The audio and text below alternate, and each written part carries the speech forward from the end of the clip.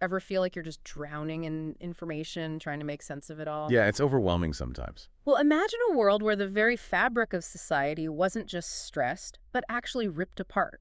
Not by a virus, like we might think of now, but by desperate cries for change. And this isn't some hypothetical scenario. It really happened. Exactly. England, 1381. Welcome to History Unraveled, where we're taking a deep dive into the Peasants' Revolt. It's a fascinating and pretty brutal period, also known as Wat Tyler's Rebellion or the Great Rising.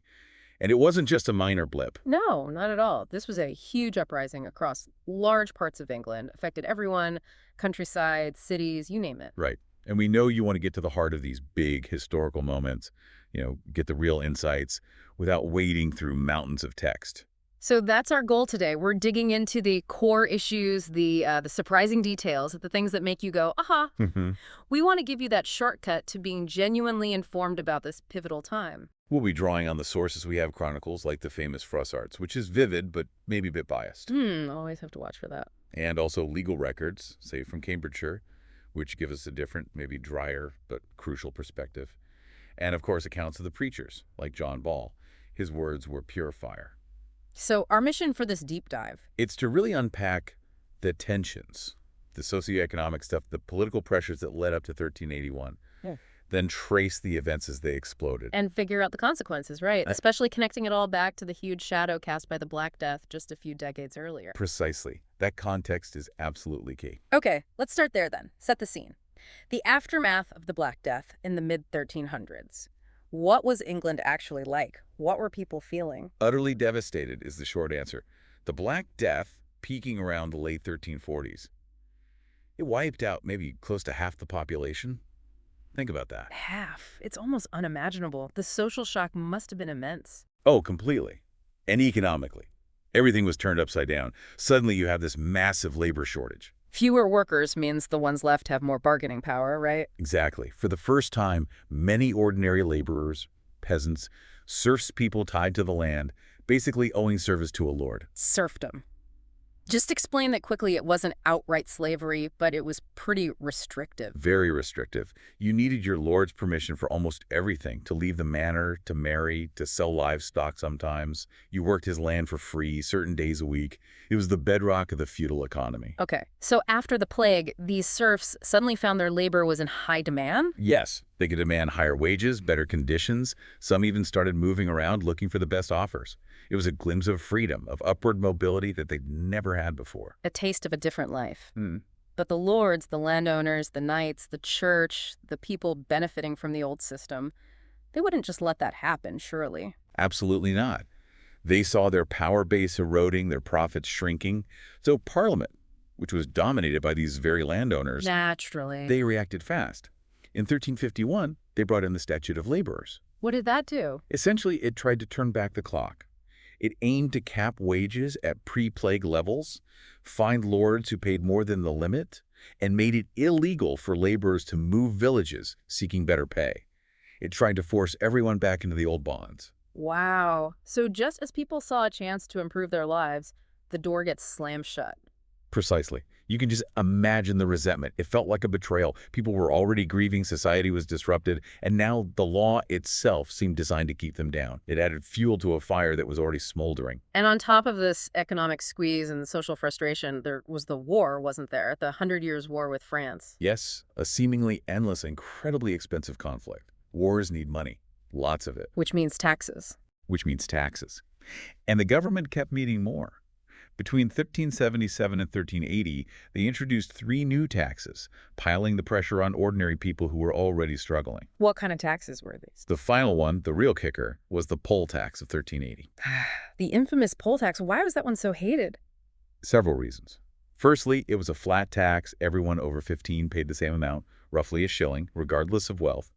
A shilling was a huge sum for a poor laborer, maybe a week's wages or more, but relatively little for a rich merchant or lord.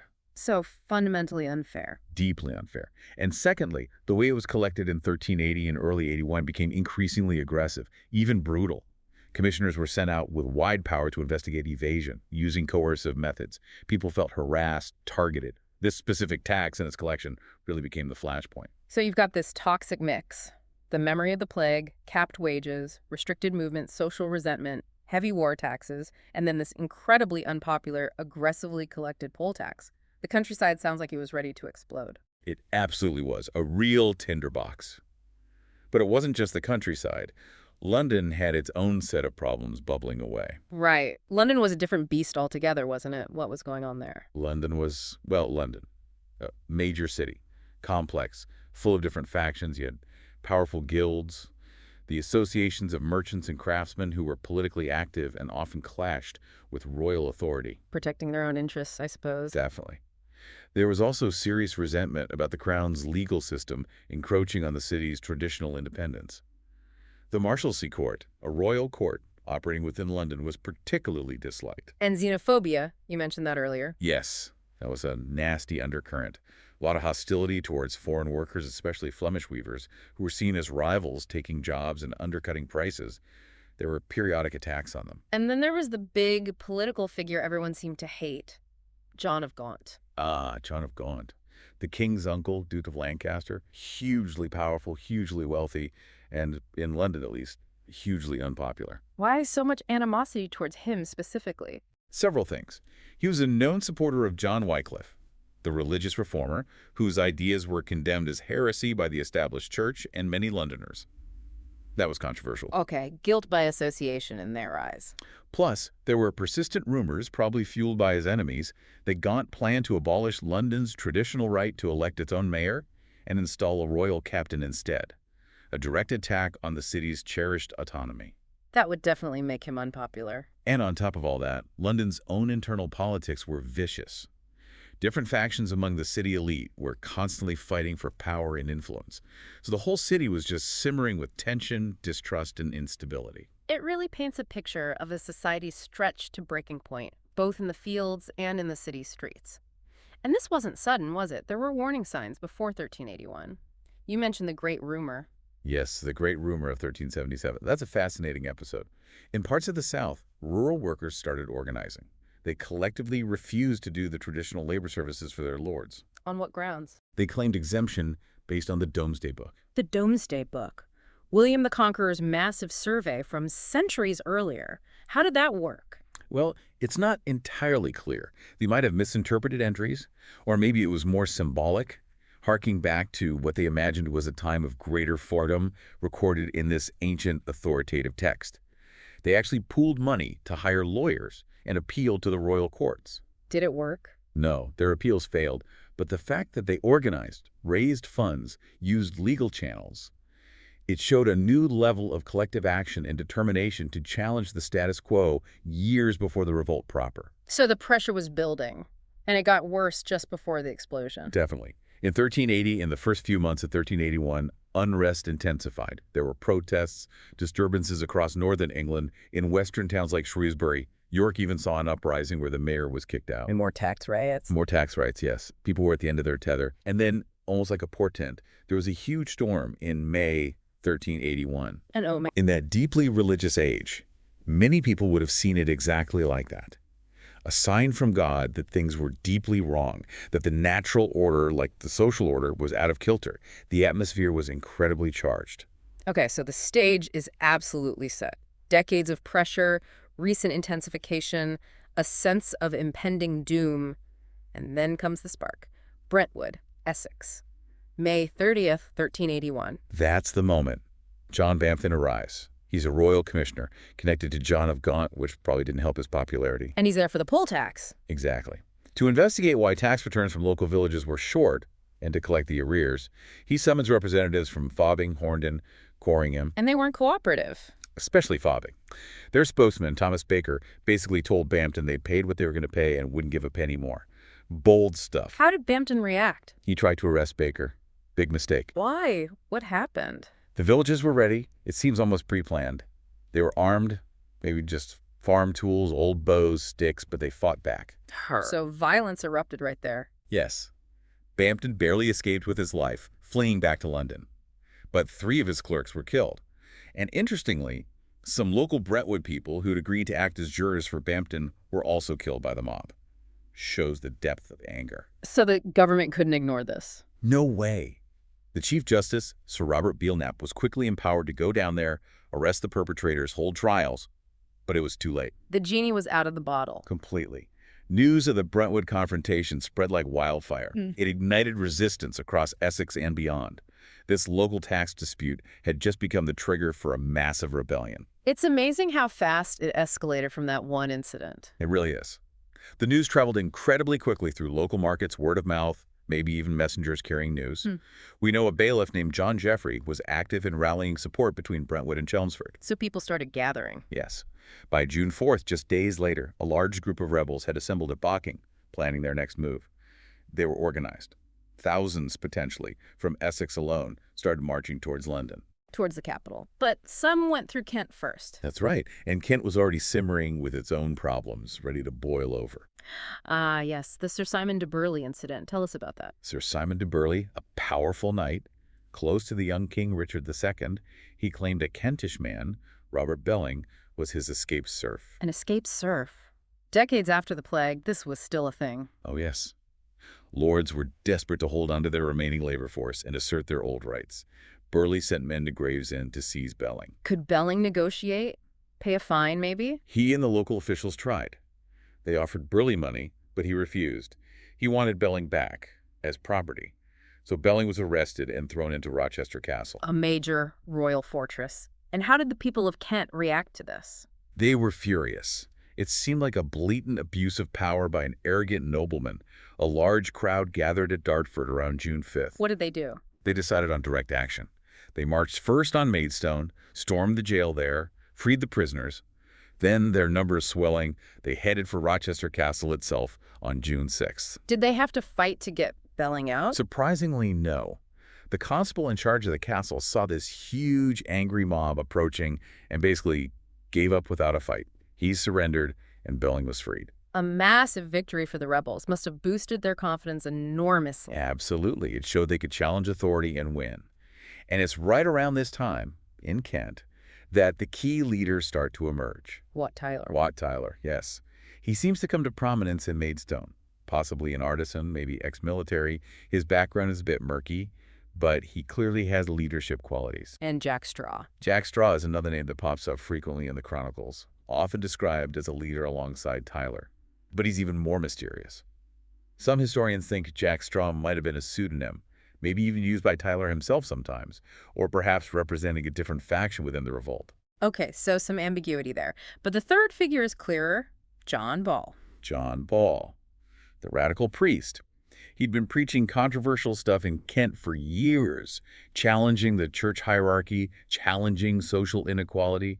He'd been imprisoned for it before. Was he one of the prisoners freed from Maidstone? Quite possibly. The timing fits. Whether he was freed by the rebels or already at liberty, he immediately became a hugely influential voice within the movement. His preaching gave the revolt a powerful ideological core. And his most famous sermon was at Blackheath, right? Just outside London, as the Kentish rebels gathered. Yes, Blackheath. Probably June 12th. It's where he supposedly delivered his iconic lines. When Adam delved an eavespan, who was then a gentleman. Exactly. A devastatingly simple question that cut right to the heart of the medieval social order. If we all descend from Adam and Eve, he argued, where did this idea of nobility, of inherent superiority come from? It was a human invention, not God's plan. Hugely radical for the time. What else did he preach? He hammered home the message of social equality based on that shared ancestry. He denounced the wealth and corruption of the church and the lords. And crucially, he framed the rebellion with the slogan, "With King Richard and the true commons of England." That's clever. Why frame it that way? It was politically astute. By claiming loyalty to the young King Richard, who was only 14, they avoided looking like outright traitors seeking to overthrow the monarchy itself. So they presented themselves as loyal subjects opposing bad advisors and corrupt officials. Precisely. They were the true commons, loyal to the real king, who, they perhaps hoped, would see the justice of their cause, if only he could be freed from his evil counselors. It was a way to legitimize their actions. Did Ball have a vision for what should replace the current system? It sounds like more than just removing a few bad apples. Oh, much more. His beliefs seem to have been quite apocalyptic or millenarian. He envisioned a complete overturning of society, maybe even the elimination of the nobility and the senior clergy. Wow. Elimination. Some interpretations suggest that. He certainly saw the elites as fundamentally corrupt, hoarding wealth while the poor suffered. He dreamed of a new order, perhaps modeled on the early Christian church, where theoretically all things were held in common. He might have even seen himself as the leader of this reformed church. And the king's role in this new order. Possibly, as some historians like Susan Crane suggest, they clung to this idea of Richard II as a potential ideal Christian king. Maybe a naive hope, influenced by prophecies or popular literature like Langland's Piers Plowman, which also yearned for a just king to restore order, though Langland would have abhorred Ball's methods. It's a potent mix of religious fervor and social revolution. And what about those coded letters attributed to him? John Miller, Jake Milner, talking about grinding corn. Yeah, those are fascinating. They use the everyday imagery of milling grain and baking bread as metaphors. Metaphors for what? For liberation, perhaps. Grinding down the oppressors. Baking a new society based on shared labor, like the shared bread of the Eucharist, which was central to the Corpus Christi festival happening right around then. Corpus Christi, that connection is interesting. Themes of the body of Christ, community, maybe even liberation like the Exodus. Exactly. The language taps into deep religious and communal symbols. It suggests a vision of society unified by essential work like Adam delving and Eve spinning, rather than divided by artificial hierarchies. It's about creating a new social body. So, armed with these grievances, fired up by this radical ideology, the rebels march on London, Essex rebels from the northeast, Kentish rebels from the southeast. What happens when they get there? They arrive around June 13th, Corpus Christi Day, Mm. and the city, well, it doesn't exactly put up much resistance initially. Why not? Many ordinary Londoners sympathized with the rebels or had their own suitors to settle with the city authorities or specific targets like John of Gaunt's associates.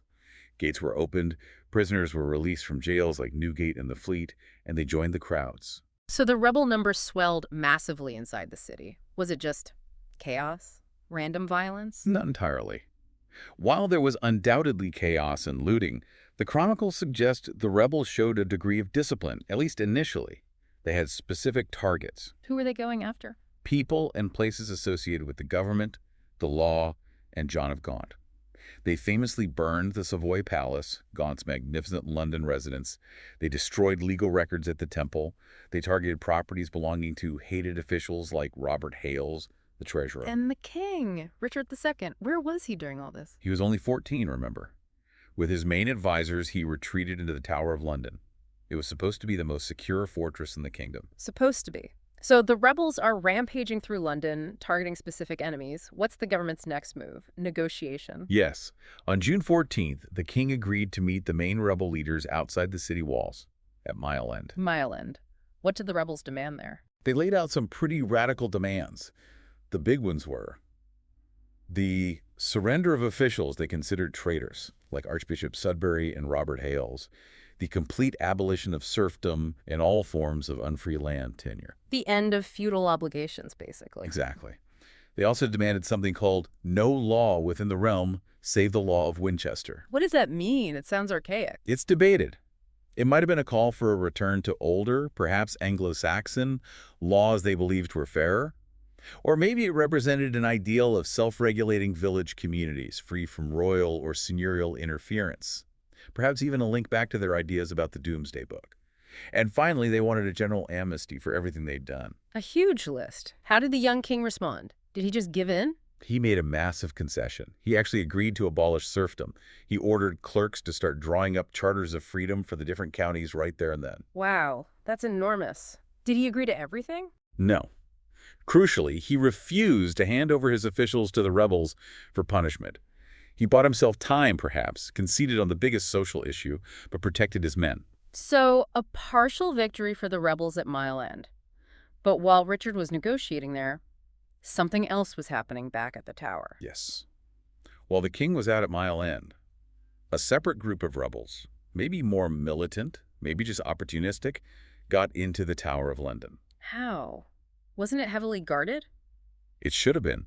Accounts differ. Maybe the guards panicked and fled.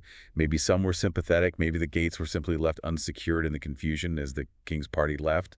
Whatever happened, the rebels got in. And they had specific people they were looking for. Oh, yes. Their main targets were inside.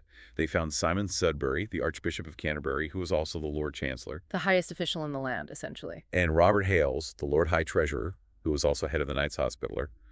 They found them praying in the chapel of the White Tower. What did the rebels do? They dragged them out, along with William Appleton, John of Gaunt's physician, and John Legge, the royal sergeant who had overseen the poll tax commission.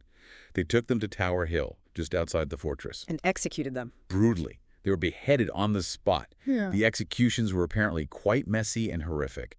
Their heads were then stuck on poles and paraded through the city, eventually ending up displayed on London Bridge. A gruesome message. Anyone else targeted in the tower? They almost got John of Gaunt's young son, the future King Henry IV. He was found, and they were going to kill him too. What stopped them? Apparently, a royal guard named John Ferror pleaded for his life and managed to save him. Incredible bravery in that moment. The king's mother, Joan of Kent, and his half-sister were also in the tower. They were terrified and humiliated, but physically unharmed. And the rebels looted the tower as well. Yes, took weapons, armor, royal valuables. It was a complete violation of the ultimate symbol of royal power. So, June 14th ends with the king having promised an end to serfdom, but his chief ministers murdered and the Tower of London sacked. London must have been incredibly tense. Extremely tense. And many rebels weren't satisfied with the Mile End charters. They felt the job wasn't finished. The traitors hadn't all been dealt with. The system hadn't fundamentally changed enough. Which leads us to the next day, June 15th, and the meeting at Smithfield. Yes, Smithfield, another open space just outside the city walls.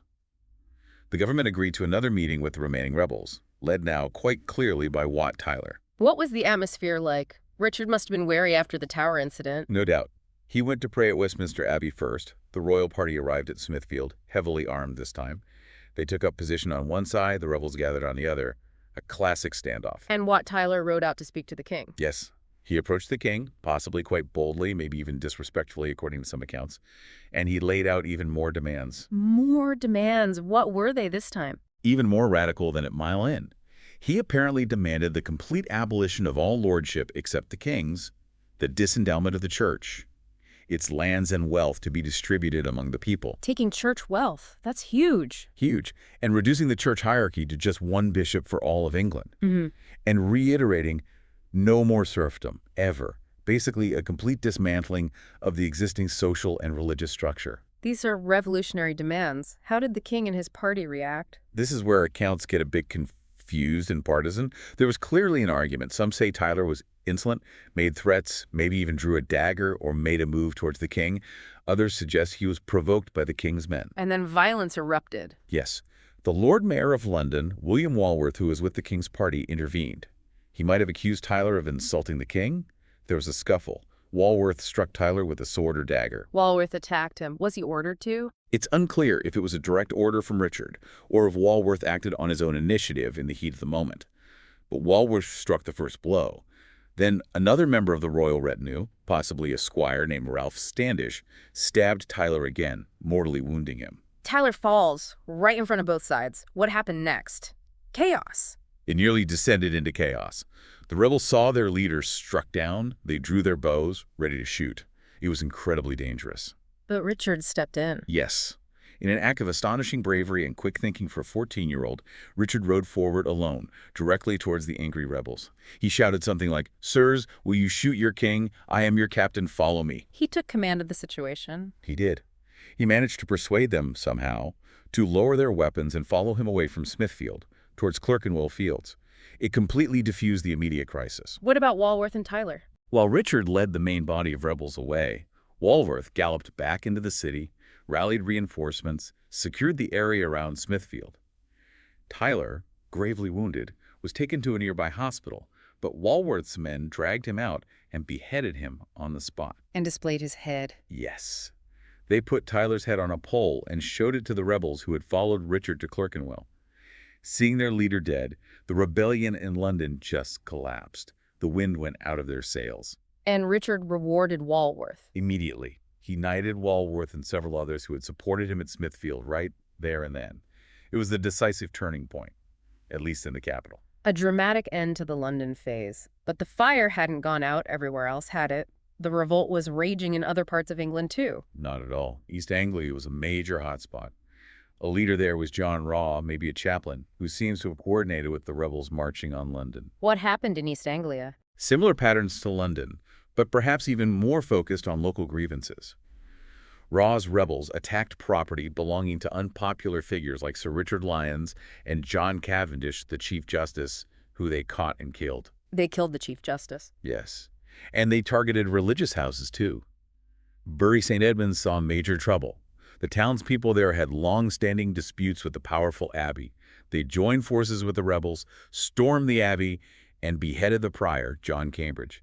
So alliances between rural rebels and townspeople were common. Very much so, especially where they shared a common enemy, like a powerful local lord or abbey.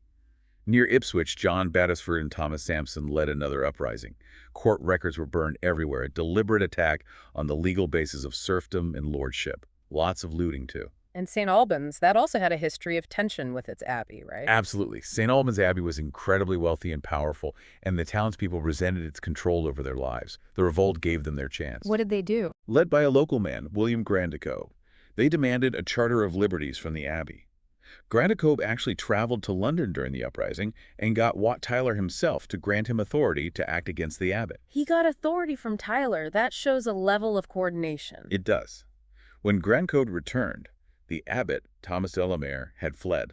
The rebels broke open the abbey prison, tore down fences enclosing abbey lands, destroyed documents in the abbey archives, and basically forced the remaining monks to grant them the charter they wanted.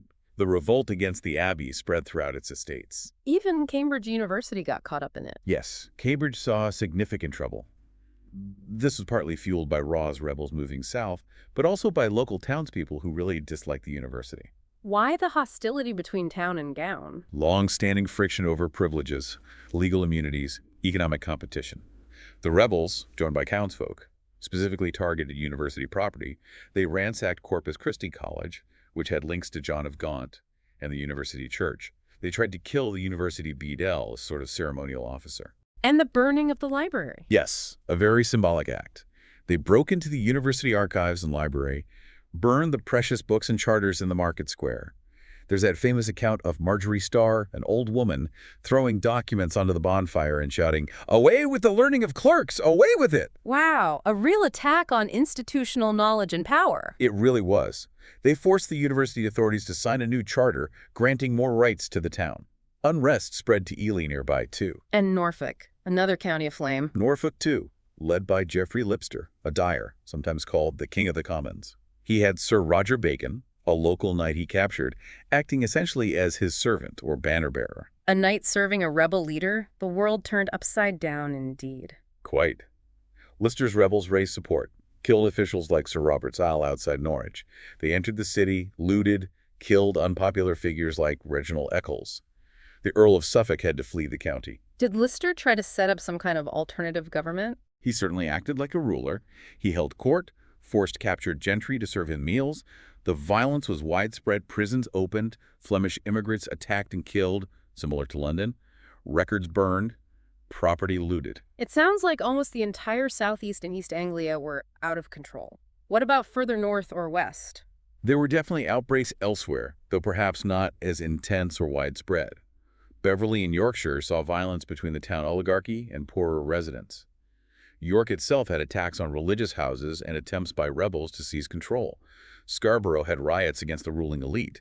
So the discontent was truly national, even if the main focus was the southeast. Okay, so with London secured after Smithfield and rebellions raging elsewhere, how did the royal government finally get a grip? Slowly but surely, they organized the suppression. In London, experienced military men like Sir Robert Knowles were put in charge. A substantial royal army, maybe 4,000 strong, was mobilized. And they started moving into the rebellious counties. Yes. But one figure stands out for his ruthless efficiency in East Anglia. Henry Despenser, the Bishop of Norwich. The bishop, leading troops. Yes, the fighting bishop. He wasn't waiting for royal orders. He gathered his own forces, marched from his estates, crushed rebels near Peterborough, retook Cambridge, then marched on Norwich. And he confronted Lister. He did, at the Battle of North Walsham, probably late June.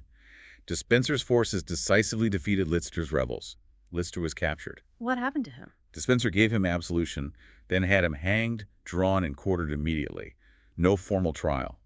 Despenser's actions were effective, but arguably illegal, even by the standards of the time. He acted as judge, jury, and executioner. A brutal suppression. What about the official royal response? Royal commissions were set up, led by figures like Thomas of Woodstock, another royal uncle, and Robert Tresilian, a judge known for his harshness. They toured the counties, Essex, Hertfordshire, Kent, holding trials and handing out sentences. And Richard himself went to Essex. He did. And that's where he supposedly made that chilling statement to the rebels, pleading for confirmation of the Mile End Charters. Rustics you were, and rustics you are still.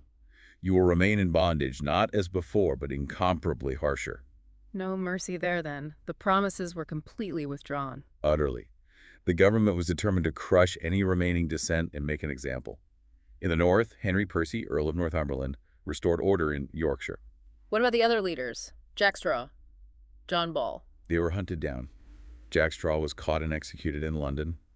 John Ball was found near Coventry, tried in St. Albans, perhaps symbolically given his influence, and then suffered the full traitor's death. Hanged, drawn, and quartered.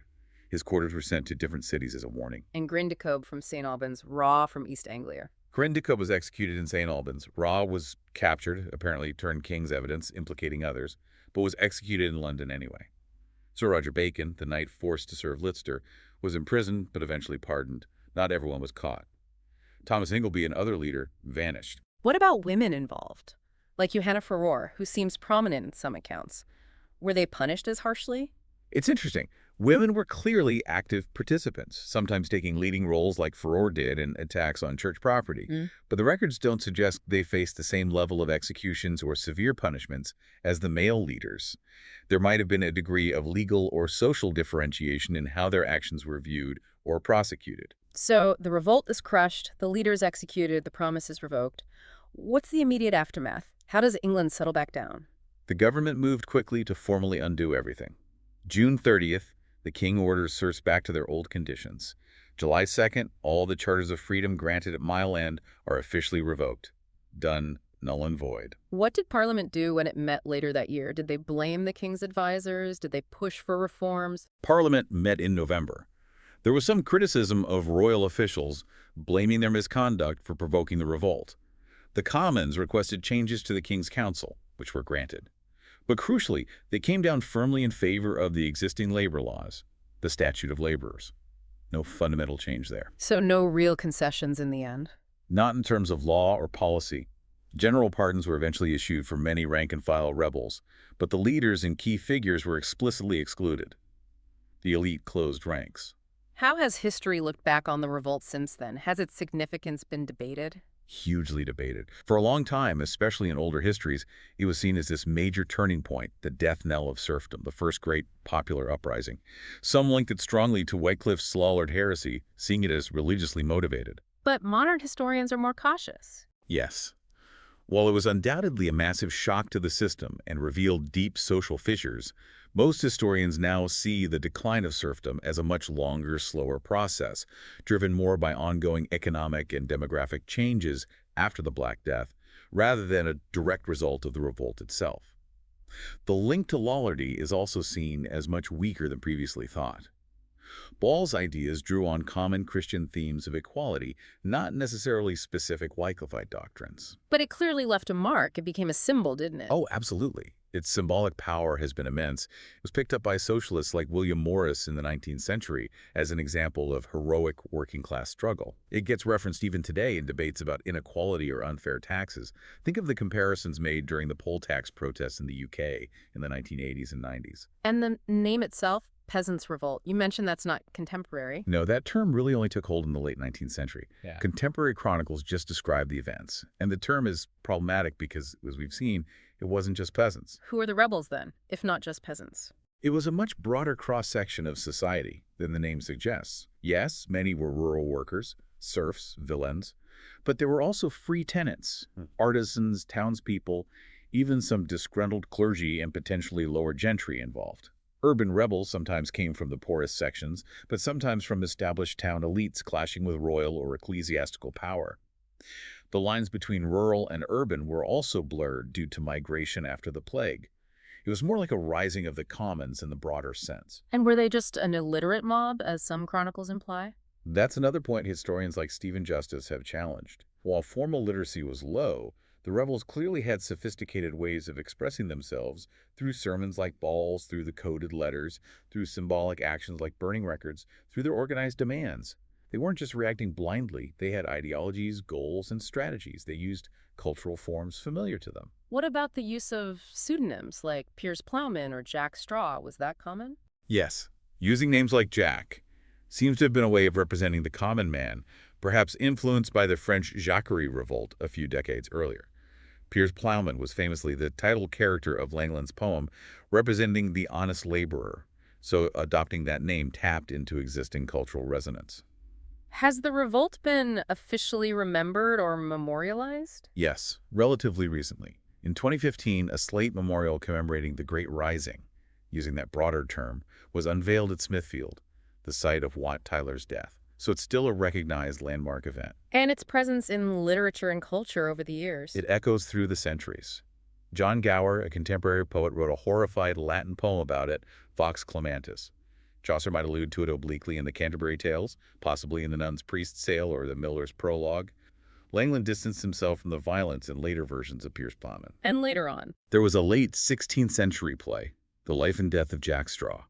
It was invoked in pamphlets during the English Civil War. In the 18th century, it served as a cautionary tale against mob rule. After the French Revolution, thinkers took sides. Thomas Paine saw parallels. Edmund Burke saw dangers. The Romantic poet Robert Southey wrote a radical play, Wat Tyler, when he was young and revolutionary, which became embarrassing for him later. Even conspiracy theories. Yeah, inevitably. Some fringe theories has tried to link it to secret societies like the Freemasons or some imagined great society, but there's no real historical basis for that. Okay, a huge amount to take in there. As we wrap up this deep dive on the Peasants' Revolt, what are the absolute core takeaways? I think first, the causes. The massive disruption of the Black Death, creating labor shortages and rising expectations met by repressive laws like the Statute of Laborers. Add heavy war taxation, culminating in the deeply unfair poll tax, and deep-seated social resentment against the hierarchy of church and state. That's the explosive mix. And the key events. The spark at Brentwood, the rapid spread through Essex and Kent, the emergence of leaders like Tyler and Ball, the dramatic march on London, the negotiations at Mile End, promises made, the shocking violence at the Tower, promises broken, ministers killed, and the final, fatal confrontation at Smithfield, followed by widespread provincial risings and brutal suppression. And the consequence. Immediate failure, suppression, executions, revocation of promises. But long term, it didn't instantly end serfdom, but it certainly shook the foundations of the old order. It questioned the legitimacy of lordship and highlighted the potential power of the commons, and it left this enduring legacy as a symbol of popular protest against injustice. It really is striking how events from over 600 years ago, issues of fair wages, unfair taxes, social inequality, the power of collective action still feel relevant, doesn't it? Absolutely. The level of organization the rebels achieved, the radical nature of the ideas being discussed by people like John Ball, it's quite astonishing for the period. It definitely gives you those aha moments about the long struggle for social change. So the revolt failed in its immediate aims, crushed brutally. But the questions it raised didn't just disappear. You could argue, maybe, that the seeds of later reforms were sown then in 1381. You could definitely argue that. But here's a final thought, a bit of a twist to consider. We talk about the revolt, the rebel's voice. But what if it wasn't that unified? How do you mean? What if the historical accounts, often written by the victors or the elites, smoothed over the differences? What if the Peasants' Revolt was actually a coalition of different groups with different, maybe even conflicting aims? Rural serfs wanting freedom, townspeople wanting different charters, London factions settling scores, religious radicals dreaming of a new world, all temporarily allied against common enemies, but not necessarily sharing the same ultimate vision. So not one single movement, but many movements happening at once. Perhaps. A complex tapestry of local grievances and broader ideologies that converged in that moment. And if that's the case, what does that tell us about how we understand mass protests and social unrest, both historically and maybe even today? Are they ever truly monolithic? Or always a collection of different voices temporarily singing in chorus? Something to think about.